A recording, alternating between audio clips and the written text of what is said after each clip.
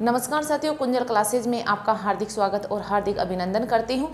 आज हम बात करेंगे कि रीट एग्जाम में हम हिंदी सब्जेक्ट में 30 में से 30 कैसे लाएं, इसकी क्या रणनीति होनी चाहिए, हिंदी के लिए बेस्ट बुक कौन सी है, इन दोनों बिंदुओं पर हम चर्चा करेंगे। तो इसके लिए बेस्ट बुक यह है कि बेस्ट बुक आपको, जैसे डॉक्टर राघव प्रकाश सर है, उनकी हिंदी की बुक बहुत अच्छी आती है, आप वो भी ले सकते हैं।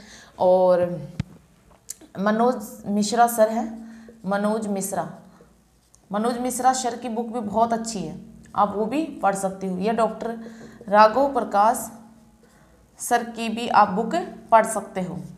ठीक है, दोनों हिंदी की बेस्ट बुक है, क्योंकि ये मैंने पढ़ी है और मेरा अनुभव है, इसलिए मैं बता रही हूँ। और भी राइटर है, उनकी भी इनसे भी अच्छी हो सकती है आप, लेकिन आप देख सकते हो। लेकिन मेरी नज़र में तो ये दोनों बुक बहुत अच्छी है, इन दोनों राइटर्स की।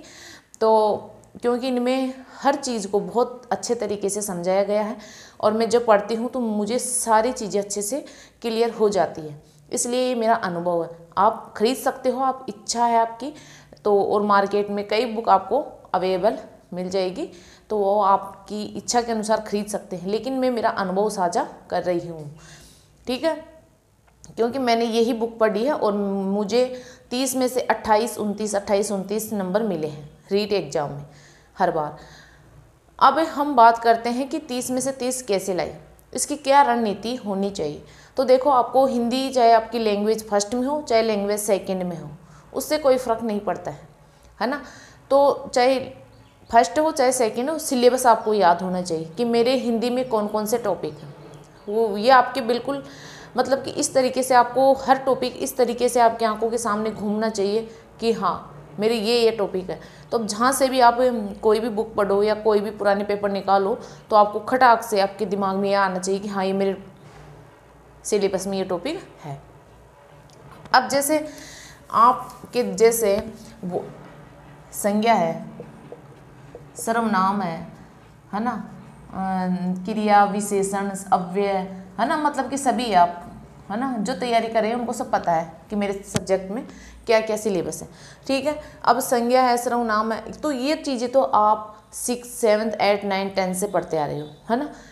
क्योंकि इन चीज़ों में कोई नई चीज़ तो है नहीं कि मेरे को अच्छे से क्लियर करना पड़ेगा या बहुत हार्ड है, मैं मतलब कि इसको क्लियर नहीं कर सकता हूँ। लेकिन इसमें आपको ज़रूरत क्या होती है, क्योंकि चीज़ें तो जो पढ़ी हुई है वही है, लेकिन ज़रूरत क्या होती है, इसमें ज़रूरत ये होती है कि जो उदाहरण आते हैं उनका लेवल थोड़ा हाई कर दिया जाता है और कोई नई चीज़ नहीं आती। अब ऐसे तो आपसे कोई पूछेगा नहीं कि संज्ञा की परिभाषा क्या, संज्ञा कितने प्रकार की होती है, ये कोई नहीं पूछने वाला है, क्योंकि ये तो 6, 7 में आपके ऐसे क्वेश्चन पूछे जाते हैं। लेकिन अब जब आप इतने हाई लेवल के एग्जाम दे रहे हो तो ये सवाल तो आपसे पूछेंगे नहीं, फिर आपको उदाहरण देंगे कि मोहन जयपुर जाता है, राम सब्जी लाता है, या वो 7 घंटे पढ़ता है, तो इसमें कौन सी संज्ञा है, कौन सा सर्वनाम है, कौन सी क्रिया है, विशेषण है, अव्यय है, यह आपसे निकलवाएगा। तो आपको इसके लिए क्या करना है, आपको इसके लिए करना है ज़्यादा से ज़्यादा उदाहरण निकालना, ज़्यादा से ज़्यादा प्रैक्टिस करना, ज़्यादा से ज़्यादा पुराने पेपर निकालना, ज़्यादा से ज़्यादा मॉडल पेपर निकालना। यानी रीट हिंदी की जो ऑब्जेक्टिव क्वेश्चंस की जो बुक आती है वो आपके पास में होनी चाहिए। आप ज़्यादा से ज़्यादा एग्जाम्पल उदाहरण निकालोगे तो फिर आपको ऑटोमेटिकली ये चीज़ें अच्छे से समझ में आ जाएगी। अब आप ये सोचो कि मैं संज्ञा किसे कहते हैं, अच्छे से याद है, प्रकार कितने होते हैं, अच्छे से याद, एक एक उदाहरण याद कर लिया मेरा काम हो जाएगा, बिल्कुल काम नहीं होगा आपका।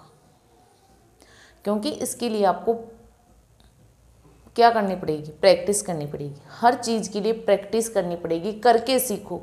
जो मैं आपको कल विद्या बताई थी मनोविज्ञान में कि हर चीज़ को अधिगम सीखते कब है, करके सीखो। जब हम किसी चीज़ को करते हैं, अपने हाथ से करते हैं, तो वो हमारे लिए ज़्यादा स्थायी हो जाती है। तो जब आप ऑब्जेक्टिव क्वेश्चन ज़्यादा से ज़्यादा निकालोगे, जैसे संज्ञा से संबंधित ऑब्जेक्टिव क्वेश्चन आप 100 या 200 या 300 निकालोगे, तो आपके लिए ये फिर कठिन सब्जेक्ट नहीं रहेगा और फिर आप उसमें किसी भी प्रकार का चाहे क्वेश्चन आए वो आप हल आसानी से कर सकते हो। तो ये आपके पास होनी चाहिए, क्योंकि लास्ट टाइम में क्या होता है कि अब आप थ्योरी तो पढ़ नहीं सकते ज़्यादा, थ्योरी पढ़ने बैठने का इतना टाइम है नहीं।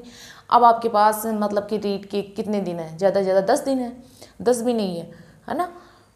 तो इसके लिए आपको ऑब्जेक्टिव क्वेश्चन होते हैं उनमें ज़्यादा प्रैक्टिस करनी है, मॉडल पेपर है उनमें ज़्यादा प्रैक्टिस करनी है, पुरानी पेपर उनमें ज़्यादा प्रैक्टिस करनी है। बस यही आपके लिए समय है। अब वो थ्योरी पढ़ने का समय आपके पास नहीं है, तो आपको यही करना है कि ज़्यादा से ज़्यादा ऑब्जेक्टिव निकालें, ज़्यादा से ज़्यादा पुराने पेपर निकालें, मॉडल पेपर निकालें। इस तरीके से आप करोगे तो आपको 30 में से 30 आसानी से मिल सकते हैं। आप इन नियमों को अगर फॉलो करते हो तो आपकी रणनीति बिल्कुल बेस्ट और सही साबित होती है। ऐसा मेरा खुद का अनुभव है, मैंने ऐसा अनुभव किया है, मैंने ऐसा किया है। और पुराने पेपर है तो ऐसे के ऐसे एग्जाम्पल आपको एग्ज़ाम में देखने को मिल सकते हैं, क्योंकि 30 से 40% पेपर ऐसे के ऐसे पुराने पेपरों से आता है ना। तो आप पुराने पेपर निकालते हो तो आपको काफ़ी बेनिफिट मिलता है ना। तो आप इस तरीके से करोगे तो आप 30 में से 30 भी हासिल कर सकते हो।